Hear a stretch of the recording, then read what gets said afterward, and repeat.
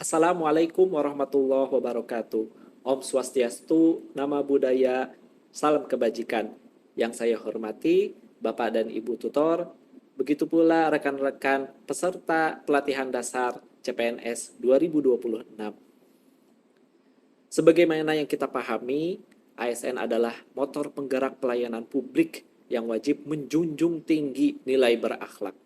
Namun, dinamika di lapangan seringkali menghadirkan benturan antara kewajiban profesional dan kepentingan pribadi. Nah, dalam presentasi ini, kami akan membedah fenomena tersebut, menganalisis dampaknya terhadap integritas birokrasi, serta merumuskan langkah strategis untuk menjaga kepercayaan publik. Mari kita mulai pembahasannya. Pertama-tama saya ingin memperkenalkan diri terlebih dahulu. Kami adalah kelompok 4 dari Angkatan 9 Pelatihan Dasar CPNS 2026. Kami beranggotakan 5 orang. Yang pertama yaitu ada Rizky Fauziah Arif, yang kedua Syafa Adha Kamila, yang ketiga ada Siska Wahyuni, yang keempat ada Siti Nur Azahra, dan yang kelima ada saya sendiri, Tio Harbinadli Aflanda. Kami merasa terhormat dapat memaparkan hasil identifikasi kelompok kami mengenai studi kasus intervensi kepentingan pribadi dalam prosedur pelayanan publik. Bapak, Ibu, dan rekan-rekan sekalian, mari kita awali pembahasan ini dengan melihat latar belakang dari identifikasi konflik kepentingan yang terjadi di lingkungan birokrasi kita.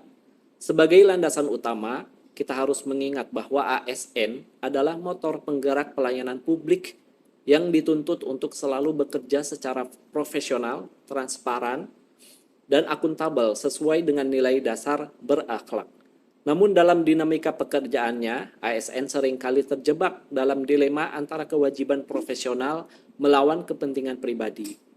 Selanjutnya itu dalam praktiknya seorang ASN kerap menghadapi situasi sulit di mana kewajiban profesionalnya berbenturan dengan kepentingan pribadi. Baik itu karena faktor afiliasi, hubungan kekerabatan, maupun pertemanan. Manifestasi dari konflik kepentingan ini seringkali muncul dalam bentuk intervensi prosedur, seperti pemberian jalur khusus atau kemudahan administrasi tertentu kepada pihak-pihak terdekat. Hal ini di luar SOP yang seharusnya berlaku.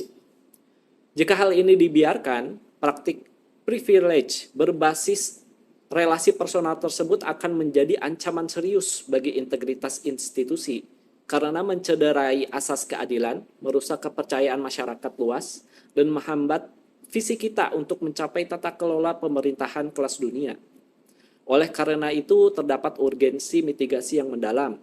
Kita memerlukan identifikasi yang jelas mengenai dampak sistemik yang ditimbulkan secara langkah, serta langkah-langkah strategis yang nyata untuk menjaga netralitas dan integritas ASN tetap utuh dalam melayani bangsa. Selanjutnya, saya akan menjelaskan terkait core values ASN, yaitu berakhlak.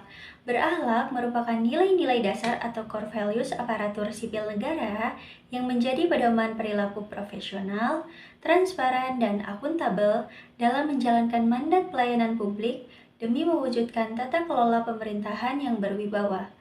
Nilai-nilai utamanya yaitu berorientasi pelayanan, komitmen memberikan pelayanan prima, demi kepuasan masyarakat, serta menghindari praktik pemberian jalur khusus atau privilege yang mencederai asas keadilan dalam pelayanan publik. Selanjutnya, akuntabel, bertanggung jawab atas kepercayaan yang diberikan dengan menjaga integritas dan transparansi di setiap prosedur. Selanjutnya, kompeten, menjalankan tugas secara profesional sesuai standar operasional prosedur atau SOP tanpa terpengaruh intervensi kepentingan pribadi. Selanjutnya, harmonis, membangun lingkungan kerja yang kondusif dengan menghargai setiap orang tanpa membeda-bedakan latar belakang.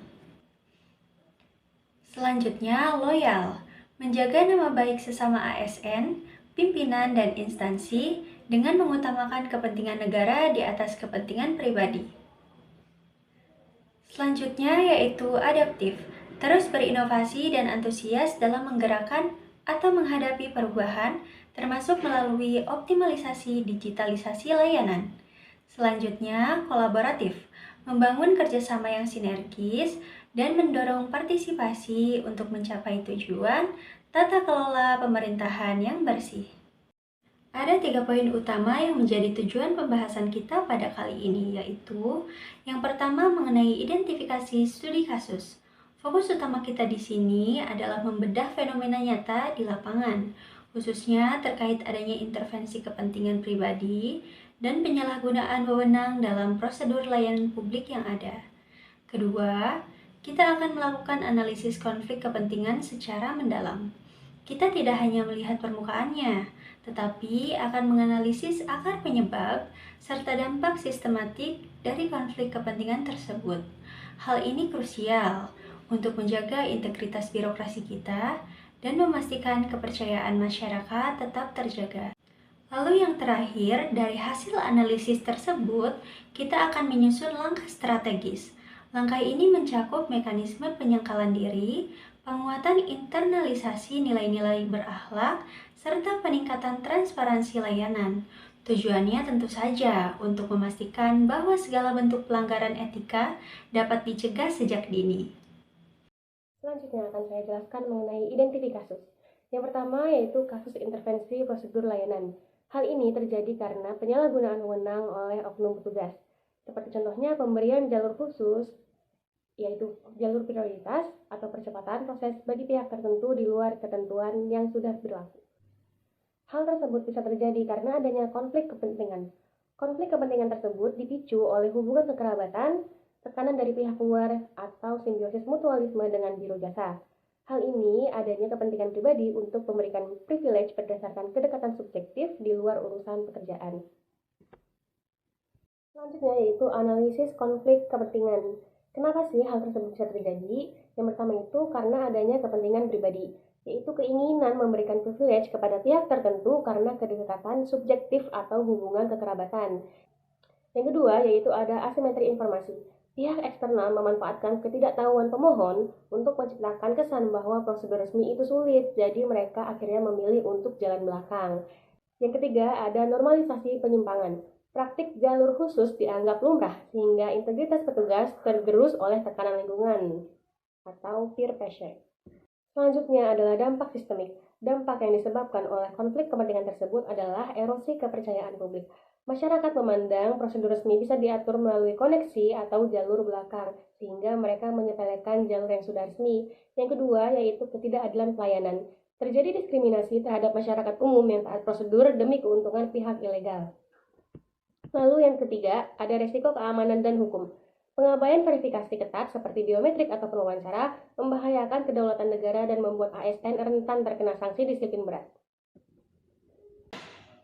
Berikut merupakan pelanggaran nilai-nilai dasar ASN berakhlak. Yang pertama, pelanggaran terhadap nilai berorientasi pelayanan. Contohnya, melakukan diskriminasi dengan memberikan jalur prioritas ilegal bagi pihak tertentu. Contoh yang kedua, mengabaikan standar pelayanan publik yang adil dan setara bagi seluruh masyarakat. Yang kedua, pelanggaran terhadap nilai akuntabel. Contohnya menyalahgunakan wewenang untuk memberikan kemudahan administrasi di luar ketentuan resmi. Contoh yang kedua, mencederai integritas dengan melakukan intervensi prosedur yang tidak dapat dipertanggungjawabkan. Yang ketiga, pelanggaran terhadap nilai dasar kompeten. Contohnya tidak menjalankan tugas sesuai standar operasional prosedur atau SOP yang telah ditetapkan secara profesional. Yang keempat, pelanggaran terhadap nilai harmonis. Contohnya memicu kecemburuan sosial dan ketidakharmonisan di tengah masyarakat akibat praktik pilih kasih. Yang kelima, pelanggaran terhadap nilai dasar loyal.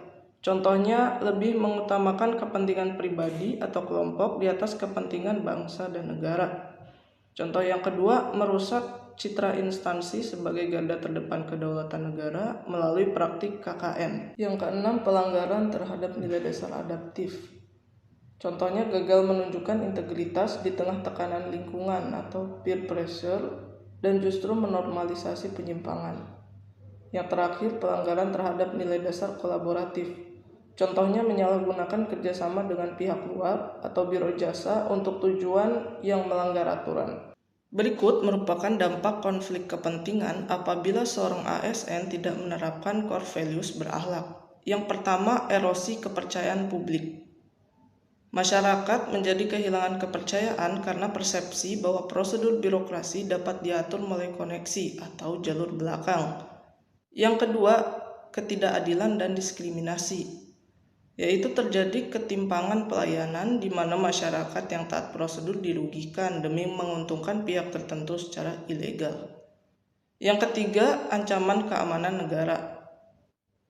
Pengabaian verifikasi ketat, biometrik dan wawancara beresiko meloloskan dokumen yang tidak sah yang membahayakan kedaulatan. Yang keempat, normalisasi budaya korupsi, kolusi, nepotisme atau KKN, yaitu terciptanya lingkungan kerja yang permisif di mana praktik nepotisme dianggap lumrah sehingga merusak integritas organisasi secara sistemik. Yang kelima, sanksi hukum dan karir.